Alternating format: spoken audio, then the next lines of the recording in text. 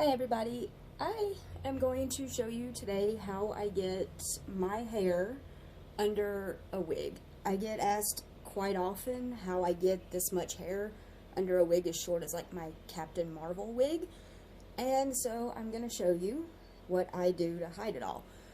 Just for people that are wondering, measuring like for a wig from my hairline all the way to the longest part of my tips is about 42 inches or 107 centimeters long. So I got to get all of this under that tiny mohawk wig. So easiest way for me is definitely while it's wet or at least damp, and split it right in half. It doesn't have to be perfect, it's going to be hidden. Brushing, I've already brushed it out because it takes forever to get all of my hair brushed out once it is wet because it is a mess. And hopefully you know how to French braid, because that's going to be a big part of this. And it, like I said, it doesn't have to be perfect because it's going to be hidden. This just keeps it really tight to your head. I'm going to try to do this as quickly as possible. And I get that other question too. You braid your own hair? Yes. I live alone, so usually I have to do it all myself anyway. I learned to French braid from my mom as a kid on Barbie dolls and figured out how to lean back and get it behind my own head. But when you're trying to get a wig on, you don't always have somebody there to braid your hair up.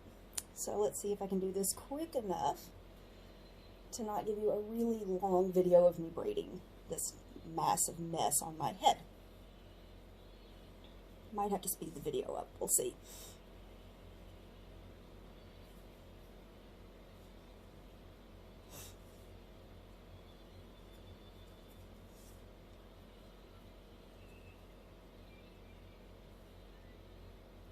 I said it doesn't have to be pretty, it just has to be up and out of the way.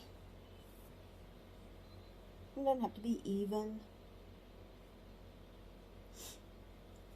I used to sit here and fight to get all of this underneath and hide, and now I can get it under this little mohawk.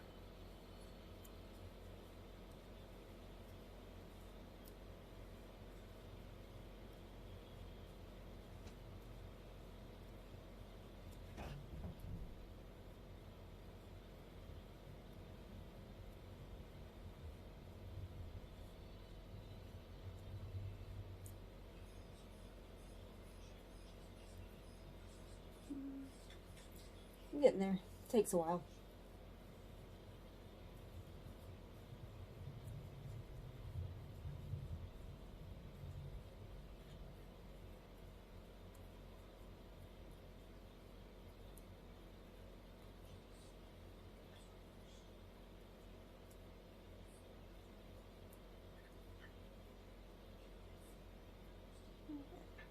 You don't have to get it all the way to the bottom. That's all going to get pinned up.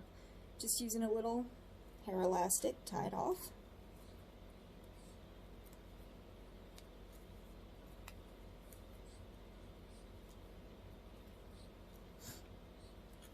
And that's one side down. Took me about 2-ish or so minutes, 2.5 minutes. That's because I'm used to doing this. I wear wigs so much. Okay. And that's the front of long hair. Knots. And here we go, second side. When I'm in a real big hurry, I start further down, and it works just as well. But I usually do that if I'm wearing a longer wig that's thicker and has a little more to hide some of my mistakes, I guess you could call them. But on these short wigs, you definitely want to be a little tighter.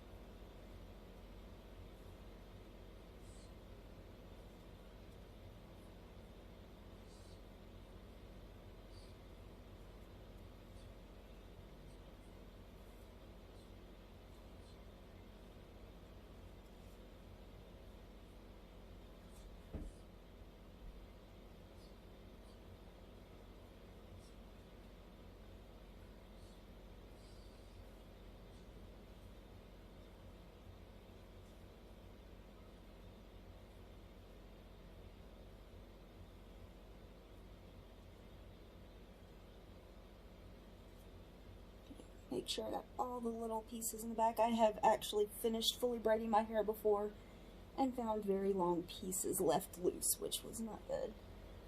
Definitely makes for a lot more time if you have to undo a braid just to get pieces back in.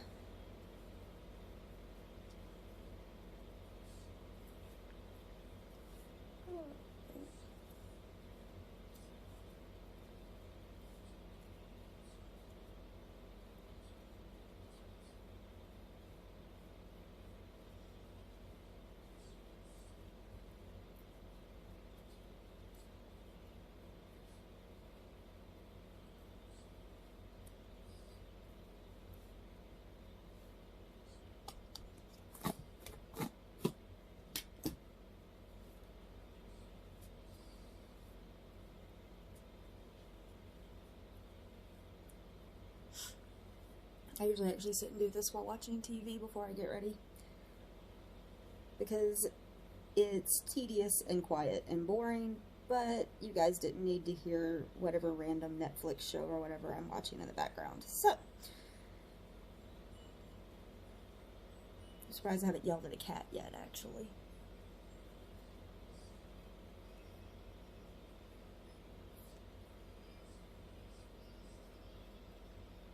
That is close enough.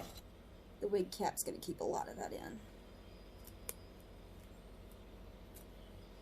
See, it's definitely not perfect, but it's up.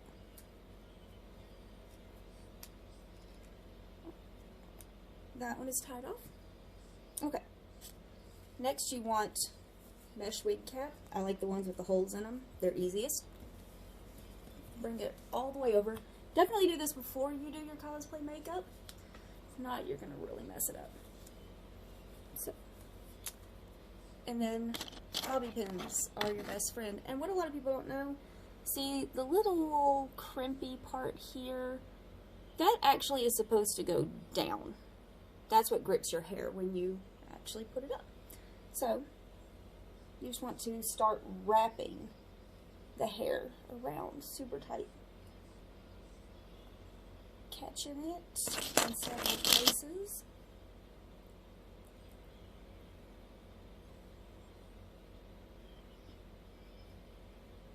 And you want to go from both directions. Kind of keeps the hair in place instead of sliding forward or backwards as much. It's going to move. By the time I get a wig off at the end of the day, especially if I've had it on for, 8, 10, 12 hours, my hair, these braids have slid back some. But they're still hidden, and nobody ever knew how much hair was under that mohawk. So, just catching it. You kind of want to look like you're about to go to the ring fair by the time you're done with this. But it really doesn't take a whole lot, even with as thick as my hair is and as much as I have. I don't use a whole lot of bobby pins, mostly because I end up finding them sticking through my wig. So then just pull.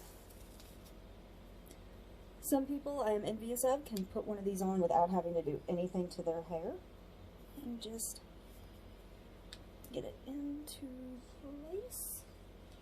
I always bobby pin this off just to keep it from bouncing around when I'm trying to get my wig on. And if you feel worried, you can secure your wig with bobby pins, or your wig cap, excuse me. Then, we've got our Captain Marvel wig. This one I love, though, because it's got these little hair clips already sewn in. You can add them if you don't have them, but they actually grip under the wig cap a whole lot better. You always go from the front to the back. It's got these little shapes that are made to cut and go over your ear. This one has a comb in the back, so I always secure it first. Get it back in there. Make sure the front ones are in. And on some days, if it doesn't want to stay down all the way, I use some other bobby pins that are closer in color to the wig. And I'll just kind of maneuver them in But I just don't like that you can see that bobby pin, so